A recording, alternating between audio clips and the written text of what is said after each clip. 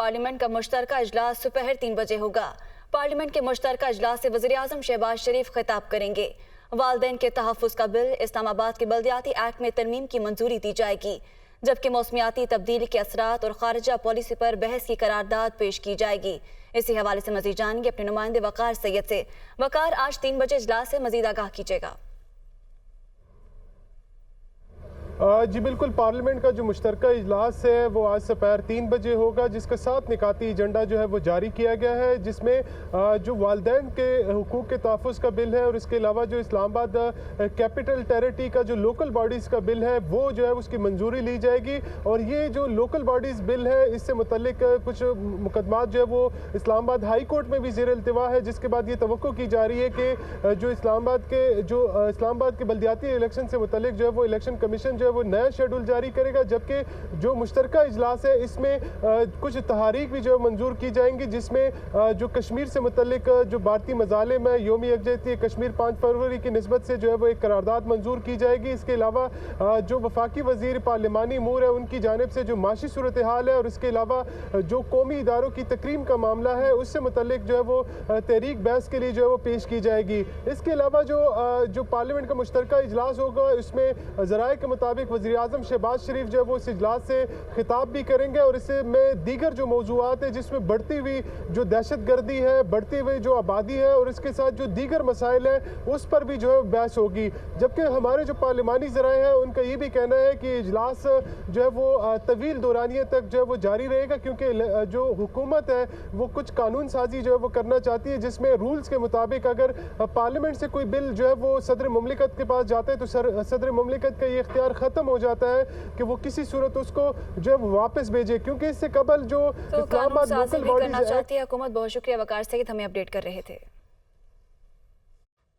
शेख रशीद के खिलाफ थाना मरी में दर्ज मुकदमे का ये मामला है। थाना मरी के तफ्तीशी अफसर की शेख रशीद की तलबी की दरखास्त मंजूर। शेख रशीद को अडयाला जेल से आज ही ड्यूटी मजिस्ट्रेट की अदालत में पेश किए जाने का इम्कान है। हसीब मलिक ने हमें ज्वाइन किया है। हसीब, क्या डिटेल्स हैं?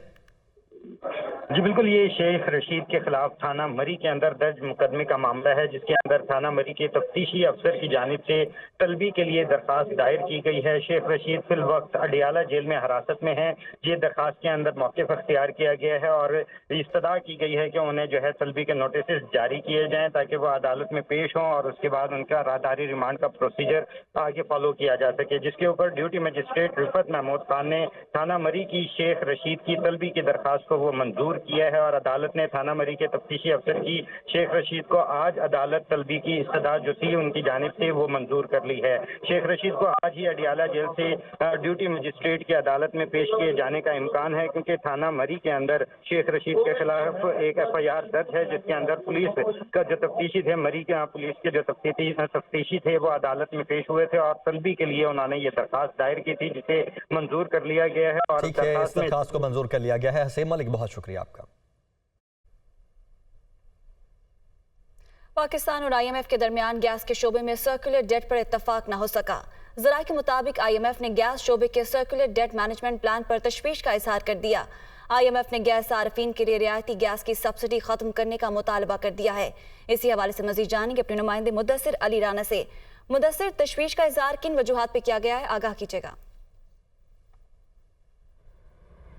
जी, पाकिस्तान और IMF वफ्द के दरमियान पॉलिसी सतह के मुज़ाकरात में गैस के सेक्टर का जो गर्दिशी कर्जा है उस पर इत्तफाक नहीं हो पा रहा है। ज़राए वज़ारत ख़ज़ाना की जानिब से जो बताया गया है कि IMF को जो गैस हकाम ने वज़ारत तवानाई, वज़ारत ख़ज़ाना और जो मुतलका हकाम है उनकी जानिब से गैस डेट मैनेजमेंट प्लान जो पेश किया गया था उसको IMF ने मानने से इनकार कर दिया है और अब ये वफ्द ने मुतालबा किया है कि इस प्लान को रिव्यू करके दोबारा से पेश किया जाए। इसी सिलसिले में आज वज़ीर ममलिकत बराए ख़ज़ाना डॉक्टर आयशा गौस पाशा के पास सुबह गैस सेक्टर के हवाले से मीटिंग भी हुई है, जहां पर हकाम ने दोबारा से ब्रीफिंग दी है और अब ये ज़राए की जानिब से बताया जा रहा है कि गैस डेट मैनेजमेंट प्लान को दोबारा IMF के पास पेश किया जाएगा। IMF वफ्द ने जो मुतालबा किया है, IMF का ये कहना है कि यहाँ की जो लोकल गैस है उसको भी आलमी मार्केट के जो निर्ख हैं उनके मुताबिक ही कंज्यूमर को फ़रोख्त किया जाए और इसके अलावा सुई सदरन के लिए भी गैस महंगी कर दी जाए और जो सुई नदरन है इन दोनों गैस कंपनियों को चाहिए कि गैस के निर्खों में इजाफा करे। IMF वफ्द की जानिब से ये मुतालबा किया गया है कि ओगरा जिस तरह गैस के निर्ख डिटरमाइन कर रहा है उसके मुताबिक ही मार्केट में गैस फरोख्त की जाए और सुई सदरन से तकरीबन 67% गैस मजीद महंगी की जाए और जो सुई नदरन है इसके लिए हमें अपडेट कर रहे थे। आगे बढ़ते हैं। PTI के मुस्ताफी अरकान का स्पीकर कौमी असम्बली से टेलीफोनिक राबिता हुआ है। पार्लियामेंट लॉजेस में चंद रोज मजीद क्याम की इजाज़त दी जाए। अरकान की जानिब से यह गुजारिश की गई है। स्पीकर ने साबिक मेंबरान को मजीद 15 रोज क्याम की इजाज़त दे दी है। यासिर मलिक ने हमें ज्वाइन किया है। यासिर, इस हवाले से एक ऑपरेशन भी हो चुका है और अब इनकी जानिब से परमिशन मांगी गई है और परमिशन मिल भी गई है। देखिए, इब्तिदाई तौर पर जो पार्लियामेंट लॉजेस में फ्लैट खाली करवाए गए हैं उनकी तादाद 23 हो चुकी है और इस 23 अपार्टमेंट जो है खाली होने के बाद जो मुस्ताफी अरकान कौमी असम्बली पाकिस्तान में तहरीक इंसाफ के उनकी जानिब से रब्ता किया गया है स्पीकर कौमी असम्बली से और मंजूर होने वाले इस्तीफों में जो मेम्बरान हैं उन्होंने पार्लियामेंट लॉजेस में चंद रोज मजीद क्याम करने की गुजारिश कर दी है और उसमें जो उन्होंने मौक़िफ़ इख्तियार किया है स्पीकर कौमी असम्बली को बताया है कि लॉजेस में उनका सामान मौजूद है जो चंद रोज मजीद उनको अगर फराम कर दिए जाए तो वो इज्जत से अपना सामान जो है वो ले जाएंगे। इसके साथ साथ स्पीकर कौमी असम्बली राजा परवेज अशरफ ने PTI के साबिक मेंबरान की जो गुजारिश है उसको मंजूर करते हुए मजीद 15 दिनों का वक्त दे दिया है और स्पीकर ने जो डायरेक्टर पार्लियामेंट लॉजेस हैं उनको हदायत जारी कर दी है कि 15 रोज तक मजीद कोई ऑपरेशन जो है वो अमल में ना लाया जाए। इसके साथ साथ अब से जो 43 अरकान कौमी असम्बली जिनके इस्तीफे मंजूर किए गए थे और जिनको आज लाहौर हाई कोर्ट की जानिब से रिलीफ फराम किया गया है उसके ऊपर भी स्पीकर कौमी असम्बली ने हदायत जारी की है कि अभी किसी भी उनके लॉजेस के खिलाफ भी किसी किस्म की कोई कार्रवाई नहीं होनी चाहिए। यासिर, बहुत शुक्रिया आपका। PTI अरकान ने कौमी असम्बली के इस्तीफे मंजूर करने के खिलाफ केस लाहौर हाई कोर्ट ने इस्तीफे मंजूर करने का हुक्म मुअत्तल कर दिया। कौमी असम्बली के 43 हल्कों में ज़िमनी इंतखाबात ताहुक्म सानी रोक दिए गए। मोहम्मद इशफाक की रिपोर्ट देखिए।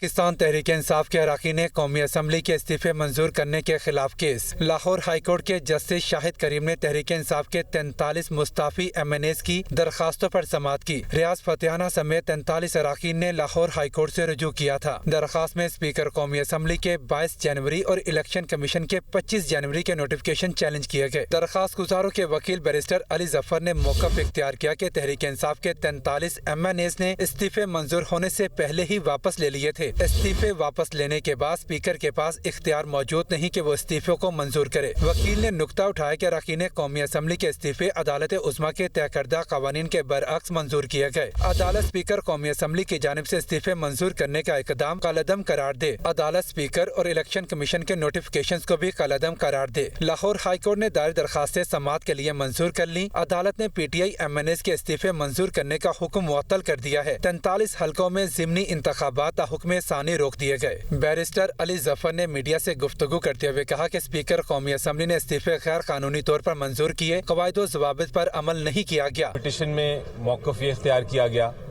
कि स्पीकर ने जो प्रोसीजर फॉलो करना होता है, जो कार्रवाई करनी होती है रेजिग्नेशन एक्सेप्ट करने के लिए, यानी कि हर एक को बुला के उनको पूछ के बाकायदा पूछने के बाद रेजिग्नेशन एक्सेप्ट करनी होती है, वो उन्होंने नहीं की और इसलिए उन्होंने ना सिर्फ आइन की खिलाफ वर्जी की बल्कि जो सुप्रीम कोर्ट और हाई कोर्ट्स की जजमेंट्स हैं, जो फैसले हैं जो कहती हैं कि ये प्रोसीजर फॉलो करना ज़रूरी है, उसको भी नहीं माना। जस्टिस शाहिद करीम ने वफाकी हुकूमत, इलेक्शन कमीशन ऑफ पाकिस्तान और स्पीकर कौमी असम्बली को नोटिस जारी करते हुए आइंदा समाअत पर जवाब तलब कर लिया है।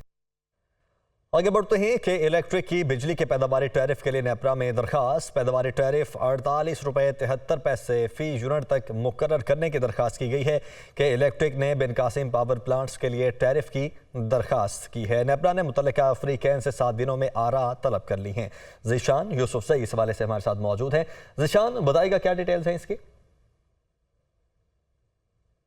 देखिए, आमिर के इलेक्ट्रिक की जानिब से जो पैदावारी टैरिफ है उसके मुतालिक दरख्वास्त नेपरा में जमा की गई है और नेपरा ने जो है आरा तलब की है। मैं आपको बताता चलूँ कि दरख्वास्त में ये इस्तदा की गई है कि जो पैदावारी टैरिफ है वो 48 रुपये और 73 पैसे तक मुकर्रर किया जाए और ये जो लागत है ये डीज़ल, हाई स्पीड डीज़ल, मकामी गैस और जो डीज़ल है, मकामी गैस है और LNG है, उससे जो बिजली पैदा की जा रही है उसकी मद में दिया गया है। कैपेसिटी चार्जेस की अगर बात की जाए तो मैं आपको बताता चलूँ कि कैपेसिटी चार्जेस की मद में उन्होंने 4 रुपये 61 पैसे फी यूनिट में एडजस्ट करने की बात की है। अगर मेंटेनेंस की बात की जाए, ऑपरेशन बहाली की, तो उसकी मद में 1 रुपये 67 पैसे फी यूनिट में एडजस्ट करने की दरख्वास्त की है। बिन कासिम 1 के जो 6 यूनिट्स हैं LNG से पैदा करने वाले, उसकी मद में उन्होंने 36 रुपये और 97 पैसे फी यूनिट तक मुकर्रर करने की दरख्वास्त की है। जबकि हाई स्पीड डीजल पर बिजली की पैदावार के लिए 35 रुपये और 69 पैसे दरख्वास्त उन्होंने की है। 6 पावर यूनिट्स में मकामी गैस से जो बिजली पैदा की जाती है उसमें 9 रुपये और 92 पैसे तक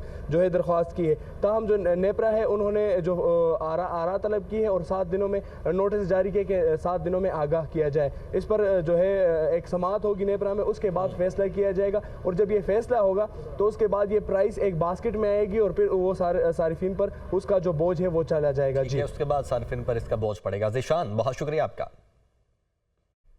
आगाह करें कि इंटरबैंक में डॉलर के मुकाबले में रुपया मजबूत होने लगा। इंटरबैंक में डॉलर की कीमत में 2 रुपये 28 पैसे कमी हुई है। इंटरबैंक में डॉलर 274 रुपये पर ट्रेड हो रहा है तो इंटरबैंक में डॉलर के मुकाबले में रुपया मजबूत होने लगा है। इसी हवाले से मजीद जानेंगे हारिस ज़मीर से। हारिस, रुपया मजबूत होता नजर आ रहा है, इसे कंसिस्टेंट कैसे रखा जा सकता है, क्या इकदाम किए जा सकते हैं? मतलब सबसे पहले तो हमें लोन्स जो है वो देखना होगा कि कहाँ कहाँ से हमें तवक्का है। IMF की अप्रूवल के बाद मार्केट जरा ये कह रहे हैं कि शायद 8 से 9 बिलियन डॉलर्स के मजीद जो लोन्स हैं, ये जो फंडिंग्स हैं ADB और वर्ल्ड बैंक से वो अनलॉक हो जाएंगी। तो सारा जो है वो दारोमदार IMF की मीटिंग के ऊपर है।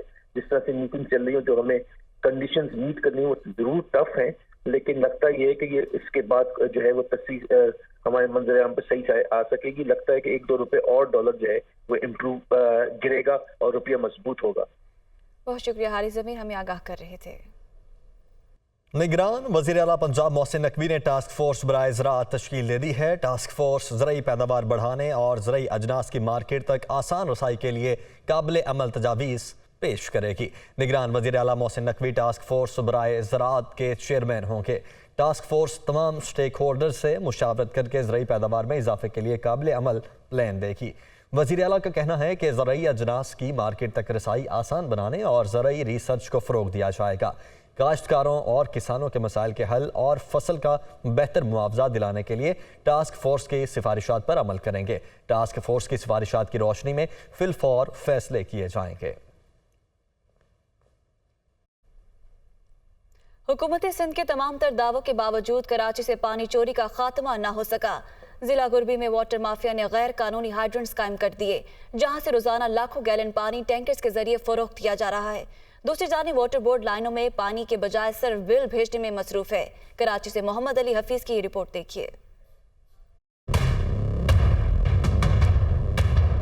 नलकों में पानी नहीं मगर गैर कानूनी हाइड्रेंट से पानी की तकसीम अरूज पर। ये मनाजिर हैं कराची के इलाके मंगो पीर के, जहां वाटर माफिया ने गैर कानूनी हाइड्रेंट्स कायम कर रखे हैं। वाटर माफिया बड़े बड़े टैंकर्स में पानी भरकर धड़ल्ले से फरोख्त कर रहा है। ताकतवर वाटर माफिया मंगो पीर के नुरानी महल्ले बलोच गोट के दर्जनों मकामात पर पानी चोरी करके अंडरग्राउंड टैंकों में महफूज करता है। मुनज़्ज़म अंदाज में पानी की चोरी करने में 70 से ज्यादा ग्रुप्स शामिल हैं। मुख्तलिफ सरकारी इदारों ने वाटर माफिया के मुताबिक ग्रुप्स की फहरिस्त भी मुरतब कर ली है। सिंध के सीनियर वजीर सईद गनी का कहना है कि पानी चोरों के खिलाफ एक्शन जारी है। पानी चोरी का एक बहुत बड़ा मसला कराची शहर में है और इसमें कोई दूसरी राय नहीं है, लेकिन ये कहना है कि सिंध हुकूमत कुछ नहीं कर रही, ये भी ठीक नहीं है।